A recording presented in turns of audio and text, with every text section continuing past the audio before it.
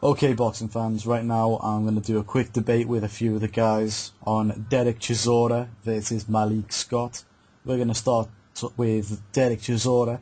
He's got a record of 16 wins, 10 of which by way of knockout, two with 4 defeats, one by way of knockout in his second to last fight. Uh, on the other side of the ring, facing him will be Malik Scott. He has won 35 of his fights, 12 of which by way of KO, and also has a draw thrown in there, which was his previous fight against a guy called Glaskov. Can't remember the guy's first name, it's a Russian name. Basically, with 36 fights, you would basically expect Malik Scott to be inside the top 5, maybe top 10 at least. You know, that's the lowest that you could think he would be in the top 10, but and have a record that boasts war trophies, experience at the top level. But in truth, it's definitely not the case. His best opponent is actually Bowie Tapu. I mean, a few of the guys watched that fight last night, and yeah, he definitely won that fight. It was good. It was a good victory for him, but it was a boring fight, and Bowie Tapu was not a good fighter at all. I mean, he also had a draw with a very, very green Glaskov. But also in that fight, he gassed in the second half of the fight and allowed Glaskov straight back into it. A lot of people think that was a robbery. I definitely did not think that. I definitely thought Glaskov was in with a shout of winning that. You got to expect that. Glaskov is going to get a lot of those close rounds. Malik's, what was it? His stamina was not very good in the second half of the fight, and his punch output decreased. Moving on to Dereck Chisora, 20 fights, fought better competition than his opponent. He does have 4 losses, well, 3 if you discount the Hellenius fight. And he's been competitive in each one of those fights, fighting the likes of Vitali and David Hay. So he's been up there with the best. Has Malik? I don't know. So let's start this debate. Okay, Paul, I'm going to start with you. Is Malik Scott's record overrated? In a way, yes, to be honest, because looking at his record, I've looked at it and I don't know a single guy on there, to be honest. And I know there's apparently this Glaskov guy who he thought has a bit of a name in America. He's got a TV deal, but I didn't know him. Maybe it's just I need to do my homework a bit more. But there's no win on his record that jumps out at me that says, yeah, you know what, that was a good win, that, because for me, on paper, he's another Deontay Wilder in the sense that, alright, he's got a lot of wins, but who are those wins against? Mm-hmm. In my opinion, so. Were you not impressed with Bowie Tapu last night? Watched that fight, and I think he definitely won it, mate, but Bowie Tapu, he's just genuine, mate, no other way for it. Definitely, just genuine to be shipped in for Scott to just do a number on. And even then, he won the fight, but he didn't look absolutely amazing. Mm-hmm. He looked like he went from the gears a little bit. So no, he's got a very respectable record. He's undefeated, but he's not got any top wins in my opinion. You're undefeated, aren't you? Me? Yeah. I've never fought. Exactly, we're undefeated. What do you reckon about Dereck Chisora's record? Is that overrated or underrated? It's a tricky one, to be honest. I know he's got a lot of losses, and a lot of people like to write him off because of that. But at the end of the day, his losses aren't terrible in the sense that people seem to think just because he's got 4 losses, then he must automatically be a journeyman. But that's absolutely not true. If you watch Dereck Chisora, he's not a journeyman, mate. He fought Tyson Fury, was hideously out of shape, hideously. It was like a stone and a half over his normal fight weight. And even then, Tyson Fury didn't have an easy night against him by any stretch of the imagination. So even Tyson Fury made hard work of that fight. So then he fought, who was that, Hellenius? I thought, that to this day, I can't believe he lost that fight. For me, that was one of the worst robberies of 2011, which I think is when the fight was. He absolutely battered Hellenius pillar to post. And before that fight, a lot of people were all saying, Hellenius is the next big top European heavyweight. He's going to fight the Klitschko's. He's beat for 3 former world champions. He's the best thing since sliced bread. And Chisora, he clearly brought Chisora in to just be a knockover job for him. And he got the fight of his life. I think Chisora absolutely beat him up. So I know on paper it says a loss, but I don't count that as a loss at all. Because after that fight, he went straight into fight Vitaly Klitschko. That tells you a lot, doesn't it? Mm-hmm. It does. For Klitschko, yeah, he lost quite clearly to Klitschko, but you know, at the end of the day, you give a very. I know his behaviour outside the ring, like slapping him and spitting out Vladimir, was appalling. Like, but inside the ring, which is what I like to remember and focus on, I thought he didn't do too badly. I thought he nicked a couple of rounds, maybe 2 or 3. He would have. So that's my personal opinion, but he didn't just stand there, turn up, get his money like so many Klitschko opponents do. They stand there and he let Vitaly just beat the face in. And he didn't do that. He gave a good go, a respectable go, and you can't help but applaud him for that. And then he fought David Haye, and this is the most intriguing one of all, I think. David Haye knocked him out. First guy to knock him out, flattened him in the 5th round. But call me crazy, but I'm absolutely convinced that was not an easy night's work for Haye either. I think he gave Haye problems as well. Mm-hmm. Yeah. Haye was tiring in the latter half of the fight. He was, Chisora was finally beginning to rough him up and smother him, and Haye caught him great on him, but there was no way David Haye had that fight all his own way. No chance in the world. If David Haye had 10 bombs to try and hit Dereck Chisora with, he hit him with the 10th bomb, in my opinion. Mm-hmm. Good point. So, yeah, I think Chisora is a lot better than his record suggests. Mm-hmm. So you can't just write him off because of his losses. A lot of his losses have been tough, competitive losses, or in some cases just absolute robberies, but he didn't lose at all. Yeah. So that's my thoughts on records. Okay, Chris, what do you reckon, mate? Malik Scott, record, overrated or underrated? He's got a terrible record. I mean, there's no big step in improvement. Do you know what I mean? He's fought Glasgow, who, he's well titled Glasgow. He's supposed to be a next decent thing. He's got a contract in America. It was a close fight. I don't think Scott were robbed. I just think it was a close fight. For me, he could have gone to Glasgow, but either way. The fight before that, when he fought to Bowie Tupu, I mean, this guy, it was so bad, it was unbelievable. I mean, it's pretty obvious what to do with Malik Scott, to jump all over him. I think that's the blueprint to beat him. And, Tupu did it a few times. He made it look awkward a few times. But, he's had 35 fights now. It's a big step up, and for me, he's not ready. His record's not ready. Mm-hmm. 35 wins. I just realised, 35 wins, and he's not even had a 12-round fight yet. Well, that's intriguing. It is intriguing. I mean, why? We've seen his stamina, haven't we, against Glasgow? He's got questionable stamina. We'll talk about his stamina in a bit. That'll come up soon. Talking about Dereck Chisora, underrated or overrated record? He's very underrated record as Dereck Chisora. The big problem with Dereck Chisora is not to do with him fighting, his fighting sense. It's what he does outside the ring. If he decides to get in shape, Paul mentioned it earlier, he was in horrific shape against Tyson Fury, way overweight, but he still give Fury problems. When he fought Helenius, he decided to get in shape. There's no question who won that fight. He battered Helenius. This guy was a massive prospect. Even when he fought Vitaly Klitschko, he got himself in good shape. Yeah, he behaved like a bit of a cock before the fight.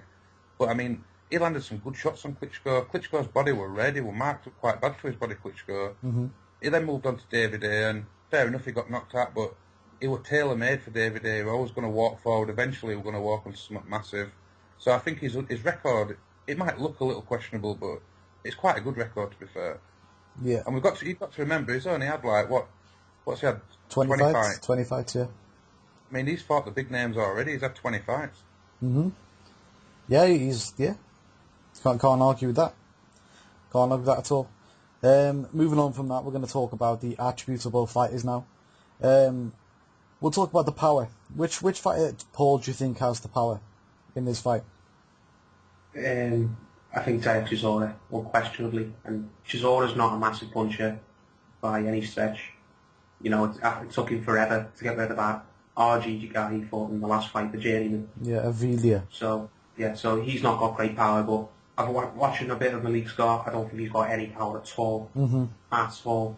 If he has, then he absolutely doesn't show it. The Paulie Malignaggi of the heavyweight division. Yeah, it's a good analogy, that. He's a very, very slick mover, but I've never seen him load up on a shot and full-on whack someone. Really shut them up. He just jabs all night. Mm-hmm. So no, I don't believe he's got any power at all. And Chisora, all right, he's not a Mike Tyson by any stretch either, but at least he's got good stoppage wins. I've seen him really beat someone down like Sam Sexton and stuff like that. Yeah. So I think it's Chisora's definitely got the better power. Yeah. Chris, what'd you say? Yeah, I agree with most of what Paul just said there. I think an interesting thing about Malik Scott, if you watch him, watch the way he throws punches. He's on his toes all the time. This is not a guy that wants to go forward and hurt you. This is a guy who wants to outpoint you, wants to be on his bike all the time. Where Chisora, he can throw a decent punch. He's not, I wouldn't call Chisora heavy-handed, but he can bang a little bit. Yeah, I would agree with that. They probably are powder puffs, to be fair, the both of them, but if I had to pick one, it'd definitely be Chisora. He's got more intent to hurt you. Mm-hmm. Definitely. I don't think Malik Scott has any intent, really, to hurt. 12 knockouts. His last his stoppage was Bowie Tapu, actually, which is, it was quite shocking, really, because that's probably his greatest win, and it was a technical knockout win, and he didn't even do anything to knock the guy out. I mean, the guy retired injured.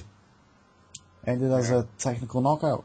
Says a lot. A lot of the guys on his record who he stopped have got pretty woeful records, so I'm just going to leave it as that. I mean, I think Chisora has the better stoppage victories. I think he has the more intent, like you said, the better power. We'll move on. Let's talk about the movement in this fight. What do we think about the movement, Paul? I think this is one of the very few areas where Malik Scott's got the better attribute. I think he definitely moves better than Chisora because he's a big tall lad, isn't he? Very slim. Yeah. But a heavyweight. Doesn't look like he packs much weight on. So, and he moves very well. Chris picked up on it earlier. He's always on his toes. He's always moving around. He moves like someone who should not be fighting a heavyweight, in my opinion. I don't know what weight he weighs in at, but I'd be very interested to see if he can make cruiserweight. I don't think he can. I'm not sure. Do you not think he can? No. Well, I'm just saying his movement is so good for a heavyweight, or so slick. He moves so fast. He moves around the ring. He loses every inch of the ring. Yeah, it's not expected in this division. A lot of spring in his legs. He's got a lot of spring. Yeah. Whilst Chisora, he's just a plod. He's a plodder. Chisora. He's a very good plodder, but he doesn't dance around like Malik Scott does. He's just going to come forward like a bull. Mm-hmm. He cuts the ring down well, though, Chisora. Cuts the ring down well, but he only moves in one direction. Yep. The whole fight, and Malik Scott's like a spider web, isn't he? Yeah, that's a very good analogy too. Chris, what are you saying about the movement? Yeah, classically Scott's got much better movement. His footwork's much better than Dereck Chisora's. But you can look to another point of this fight. As they're fighting each other, this style could suit Dereck Chisora because he's more of a Joe Fraser type guy. He bobs and moves in. I don't think Dereck Chisora needs to move in this fight, to be honest. As long as he moves forward correctly, he's in with a big shout. He could negate Scott's movement just by laying on top of him all fight, if you understand what I'm saying. Yeah. Yeah, speed. Let's talk about the speed, guys. Who are we giving that to? We'll start with you this time, Chris. Oh, there's absolutely no question Scott's got the speed. Yeah. I mean, he's got a ramrod jab, really quick jab. His footwork's really good as well, to be fair, fast. He doesn't throw heavy punches, which is a little bit off-putting, but his speed is good. It's much better than Chisora's. Mm-hmm. Sorry, not James. Paul. He's not here now. Yeah. But just to add on to what Chris said, really, his speed's a lot better. He's like lightning, isn't he? Very fast, and it's so unusual for such a big man to move that fast. Yeah. But Chisora, I wouldn't say he's really slow. He's just not, because like you say, he does move. He does cut the ring down very fast. He does get to you very quick. He's bigger than his frame. He's quicker than his frame suggests. But no, he's not as fast as Malik Scott is. But as Chris said, if he fights the right type of fight, he might not need to be very fast. Very true. Talking about their boxing ability, okay. At long range, which one's the better fighter? We'll start with Chris again. Yeah, Malik Scott at range, definitely, because he's got a good jab. But that's the only punch he seems to have at distance. He doesn't have any big overhand rights or big overhand lefts or anything like that. You know what I mean? He's a jabber. Yeah, he doesn't have no uppercut, nothing like that, no hooks.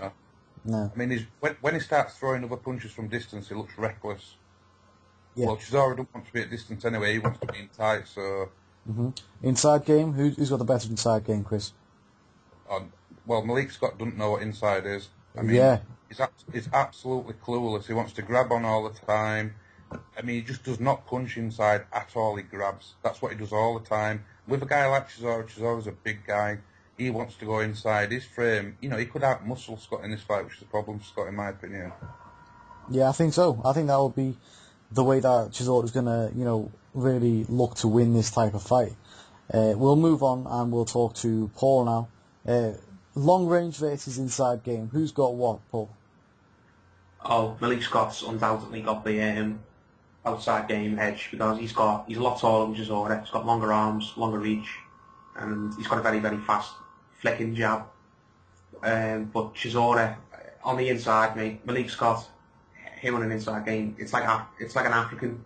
Asking an African, a starving African, what a hamburger is. They have absolutely no clue at all. It's alien to them. Like, I've never seen him throw an uppercut in any of the fights I've seen. I've never seen him try and lure an opponent in. He's a babe in the wood. He's a deer in the headlights in the inside, mate. And on the inside, that's Chisora's meat and drink, isn't it? Well, yeah. I mean, is this going to be a? This is just that you can just both answer this yes or no.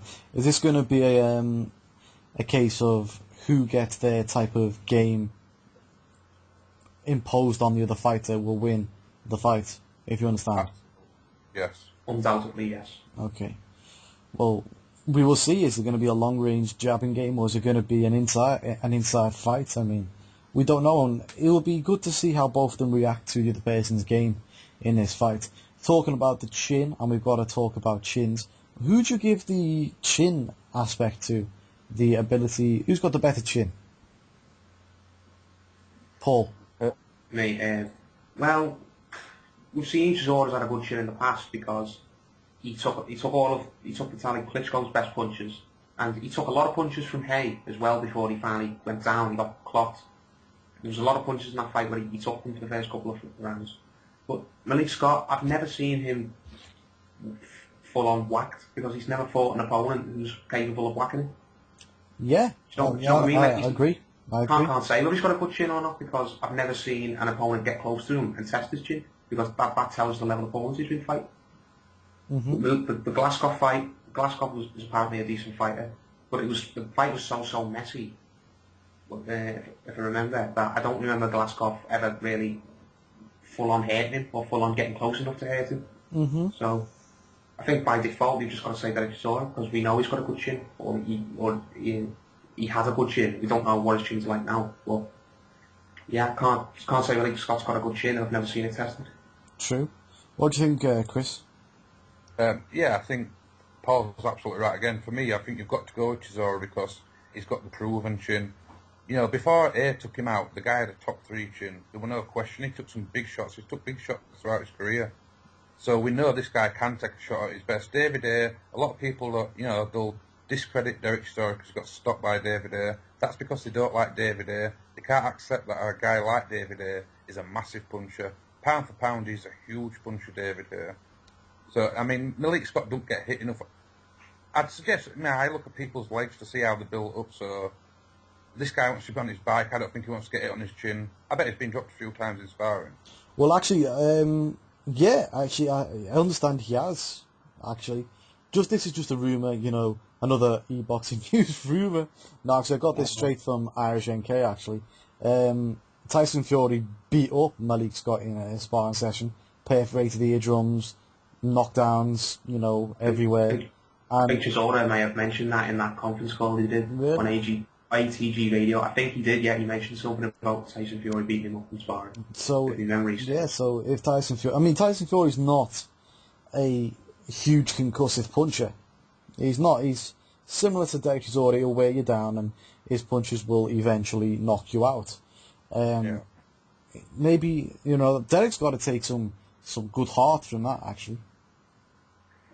And I guess Malik's not.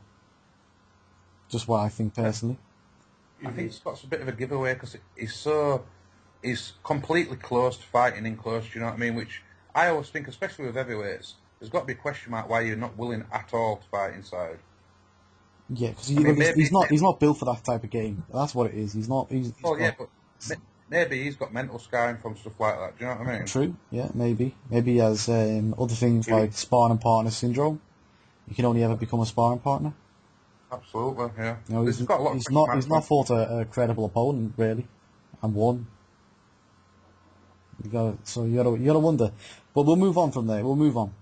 Okay, what do you think about Frank Warren's going to do to, shift the tide in Chisora's favour? Do you reckon we're going to have a very small ring, the smallest ring in boxing history? We'll start with Chris this time. Absolutely. I mean, why not? Dereck Chisora is his fighter. It's over here in his hometown. It happens everywhere else you go, so why not? Frank Warren should do this. He should make it tough for Scott. I have no problem with that. I'd definitely do it myself, so yeah. Yeah, that's a good point. If it was me promoting, I'd make them fight in a phone box. Absolutely, yeah. Yeah, I mean, Paul, what do you reckon? Yeah, definitely. So many of our fighters get short-changed when they go abroad, and so why can't we do it? Do you remember when Andy Lee fought Chavez? Yeah. I know Andy Lee's Irish, but the same applies. Do you remember the size of the ring in that? It was a small ring. Yeah, that's because Andy Lee's a mover. Mm-hmm.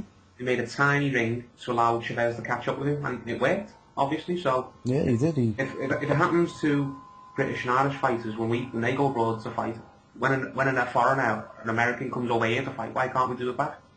I suppose we can. I suppose we can. Yeah. I suppose Frank will have that all under control.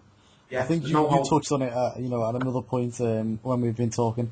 You can call Frank whatever you want, but he is not an idiot. Frank Warren's a lot of things, mate, but he is not stupid. Exactly. He's not stupid. He is going to make it the smallest ring in history. The referee is going to be a guy who likes an inside fight. There's going to be a lot of things that will just be slightly against Malik Scott in this fight, I think. But we'll move on from that. I mean, yeah, we'll move on. How do you think Malik Scott will deal with the hostile crowd? Because, this is the first time he's fought outside of America. Well, he's been talked up, hasn't he, in America? I mean, he's actually gone as a betting favourite now into this fight, which I think it's left me incredulous. Can't understand it at all. It's going to be a pro-Chisora crowd. They're going to hiss, they're going to do all sorts to get on Scott's back. I think it'd be a big problem. I think mentally, it's a big switch from coming from America where you've got moderately interested fans watching your fight to coming into a main event where you're the opponent. You know what I mean? You're not the guy they want to win. Mhm. Yeah. True. I mean, when you're doing a 10-rounder or an 8-rounder against Bowie Tapu, and there's people, tweeting on their phones, and the ringside people aren't even interested. It don't really matter too much. People aren't like going to be screaming at you to like die. Whereas, it might happen, in Wembley. You never know. Chisora's fans might be vocal. They'll be like one in his head. We'll have to see how it happens, really. But, it's definitely something to think about how he's going to, deal with that type of crowd. Paul, what do you reckon? You couldn't have put it any better, mate. This is undoubtedly Malik Scott's biggest fight of his career. He's the main event. He's the main attraction on the card. All the other fights he's had have all been 6 or 8 rounders on undercards that nobody's interested in. You touched on it a minute ago when he fought Bowie Tapu. Anyone who's listened to this, seriously, go watch that fight. There's people at ringside literally on their phones and having conversations. There's literally no one looking at the ring. That tells you what type of fight it was. No one was interested. It was boring. And Malik Scott, he just plodded on and got on with it. And he fought Glasgow on I think it was ESPN Fight Night or something in America. I think it was. I can't remember what channel it was on, but it wasn't a big show. It wasn't a big show. It wasn't a big Showtime or a big HBO card. No. Put it that way. And he fought in a very, very small venue. Something maybe about 1,000, 2,000 people. So what I mean is he's not used to fighting on a very big stage where all eyes will be on him. He's just an undercard fight filler. If you know what I mean. Yeah. So now that he's going to be in the main event, he's going to probably going to give him the big entrances, with all the pyro and stuff and the big lights. Yeah. Like they normally give the main event fights over here. So it's all about his temperament. Not just that, we'll probably bring out the national anthems. There'll be that. Yeah. We're all going to boo the American national anthem because it always happens. How will that affect him? He might get riled up because maybe you might get a guy with a saxophone playing Born in the USA like Tony Thompson. Yeah, but and bring out a midget with you. worked for him. So It did, yeah, exactly. it It went for did. Tony Thompson. Worked for him. So, So yeah, we'll see how that works out. But let's go on back to Malik Scott as a guy. Is he actually a better opponent than Deontay Wilder? Chris? I think he'll last longer than Deontay Wilder. I don't think Deontay Wilder would have a chance against Dereck Chisora. I don't care that he's got power. It's obvious he's got more power than Malik Scott. But Malik Scott might be awkward for a little bit. His movement might help him survive. Do you know what I mean? I'm not saying Chisora's a big puncher, but I just cannot see how Scott survives the whole distance. Whereas you watch Wilder, the guy's so reckless. I'd fully expect Chisora to take him out early. Possibly, yeah, very possibly. I think it could be a shock. I think Malik Scott's he's a decent fighter. He's very tricky, and I expect him to put up. I think he'll get stopped, but I think he'll be late. But we'll come back to that in a bit. Let's talk about the stamina. I forgot to talk about this before, but Malik Scott's a big smoker, isn't he? likes his Monte Cristo cigars, doesn't he? Yeah, and he still does it in training. What You got another Carson Yeah, Jones. exactly. on our hands. Now, last time in Carson Jones, he was eating crap, and he came into the fight and he fought diabolically. This is Malik Scott, who, he's going to have to be on his bike. That expends a lot of stamina. He'll be throwing a lot of jabs. That expends a lot of stamina. Dereck Chisora throwing people around the ring, chasing them around. Like David Haye, even in the David Haye fight, he expanded a lot of stamina. How will Malik Scott, live in this ring with a smoker's chest? I mean, Paul, do you smoke? I don't know. Chris, you smoke, right? Yeah, well, sadly I smoke, yeah. I mean, would you want to go for a run around the ring with Dereck Chisora chasing you? absolutely, you won't want to go for a run anywhere, mate, when you smoke. Smoking, as a former sports person myself, I played rugby to an Irish level.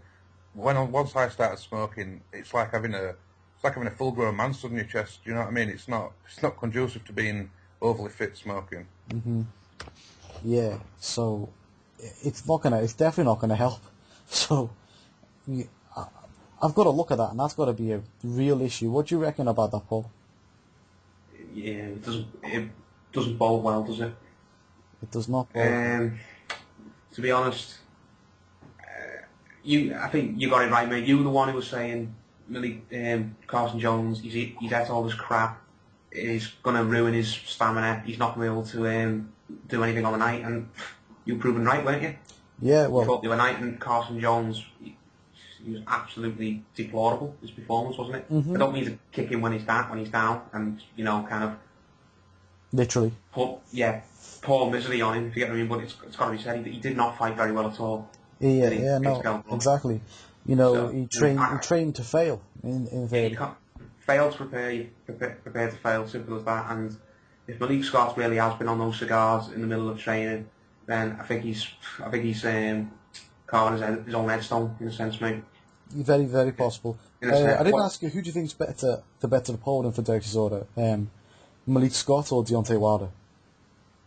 Well, that's interesting because you couldn't get any two completely opposite fighters, could you? Exactly, yeah. Deontay Wilder, he's a big banger, or apparently he's a big banger, who comes forward and just likes to have a tear up. While Malik Scott, he loves to just sit on his back foot and just jab your head off all night. Doesn't want a brawl of any kind. I think for Chisora, maybe Malik Scott is the easier opponent in a sense that maybe if he got into a brawl with Wilder, because we don't know what Wilder is either. He's a complete jack in the box for me as well. We don't know how good he is or how bad he is because he's simply not fought anybody, in my opinion. Yeah. So with Malik Scott, I think because of the fact that Malik Scott's got no inside game and that's Chisora's whole, style, I think his weaknesses will play to Chisora's strengths a lot more than Wilder's are. Wilder's will, because I know all these rumours about Wilder's got a crap chin and stuff like that, and he's got no technique.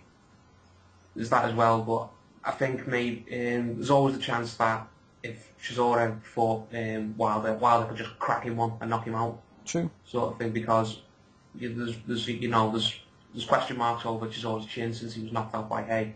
We don't know, but in short, basically, I think Scott is the easier fight because Scott's weaknesses will make Chisora will play to Chisora's strengths more than Wilder's will, I'm sure.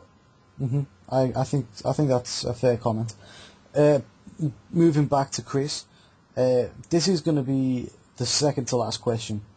Where does Chisora go if he loses to Malik Scott? Is it over? Is the dream over?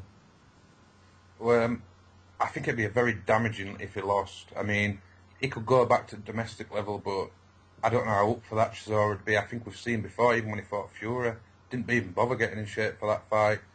I can't see him getting back on world scene if he loses. He'd have to go on a massive run. If he won, if he won, he could call out the winner here, here against Fury. So it's a big fight for Chisora. People shouldn't underplay how big this fight is for Chisora. It's much bigger for Dereck than it is for Malik Scott. Well, okay. Paul, sorry. Do you think it's over for Chisora if he loses to Malik Scott?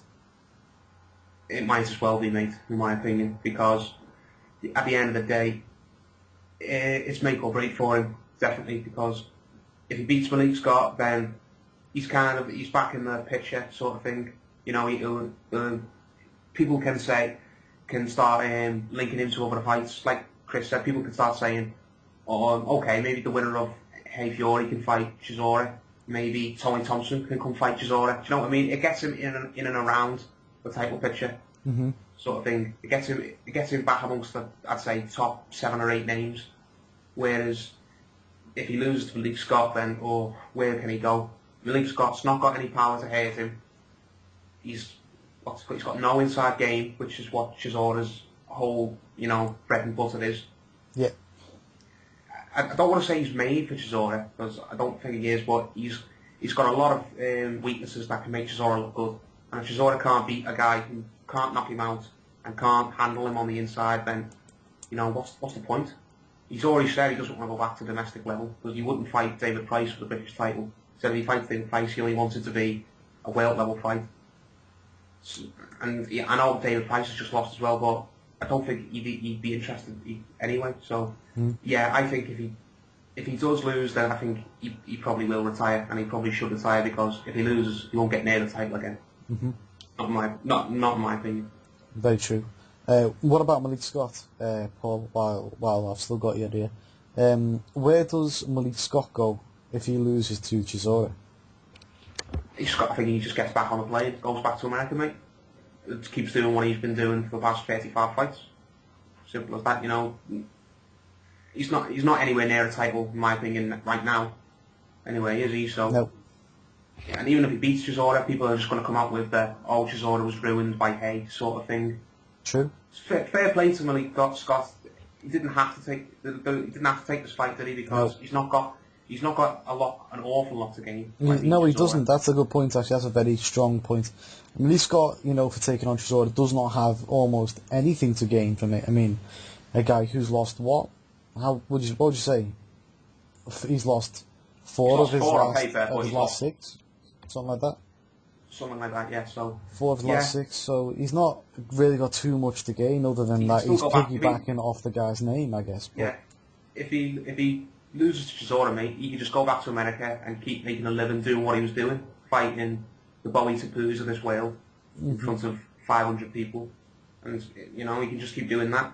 If he wins, then as you say, it'll be a good name on his record, but will it get him any closer to a title fight? No, not in my opinion, because Chisora's been beaten before. And I know we were defending Chisora's losses earlier on, but at the end of the day, people are fickle, aren't they? People are just going to say, even if Chisora's winning the fight and Scott just beats him in one punch knockout, people are still not going to be ranting and raving over Malik Scott, in my opinion. No, I don't think they would. Yeah, No. Chris, what are your thoughts? Malik Scott, what happens if he loses to Chisora? So I agree absolutely entirely with Paul. He'll just go straight back on his plane with whatever he's being paid, and American promoters will just keep using him as he's got a guy with 50 odd fights. You know what I mean? Who's only got 1 loss. I mean, it's not going to hurt him because he's not going nowhere from winning or losing. Do you know what I mean? He's never stepped up against anyone. This is his biggest fight by a mile, but it's tainted already. Sorry, Chris. I just thought about something, and I wish I thought about 20 minutes ago. But has anyone ever considered maybe Malik Scott's been ducked by anyone who wanted to fight him? Absolutely not. If you just watch him, there's no way that anyone's even bothered about him. Do you know what I mean? It's just like it's a no-brainer fight to me. I do not understand why he's even considered coming over here. You know, he must be getting a pretty penny for coming, because if you can stay in America and compile a record up like he's got, why bother coming? Yeah. Has he ever been linked to any other fights? No. No. Tyson Fury, you can't say Tyson Fury didn't bother with him, because Tyson Fury beat him up in sparring. Tyson Fury's probably been offered a fight with him and thought, I'm not fighting him. He's rubbish. I beat him up in sparring. Maybe. I haven't heard his name linked to David Price. I haven't heard his name linked to any other, European heavyweight or anything like that. So no, I don't think so. I think he's just one of these guys who no one's bothered with. It was a good find by Frank Warren. You get what I mean? Yeah. Put his name out as a replacement, because he's got on paper he's got a good record. Do you know what I mean? So with his record, he'll always get on cards in America on undercard. He'll always get fights, because to the naked eye, his record's fine. There's no problem with his record, but people don't look who the record's against. You know what I mean? True. So we're just going to go through our predictions for the fight now. We'll start with Chris. What's your prediction for this fight? I want to know who wins, how they win, and when they win. I expect Dereck Chisora to come out fast. I expect Malik Scott to pepper him with a jab maybe for a round. But I think overall Dereck Chisora he'll overpower him. He'll rough him up inside. He'll throw hooks left, right, and centre. He might get a bit dirty. And I think at some point in the fight, Malik Scott's either going to gas or he's going to get disheartened by Chisora's constant in-your-face style. I think it'll be a knockout for Chisora, maybe round 9 or 10. 9 or 10. Paul, what are you saying? I've been thinking that it would be a unanimous decision. But I've just found out, I found out earlier on that it's actually 10 rounder, isn't it? Yeah. Not like 12.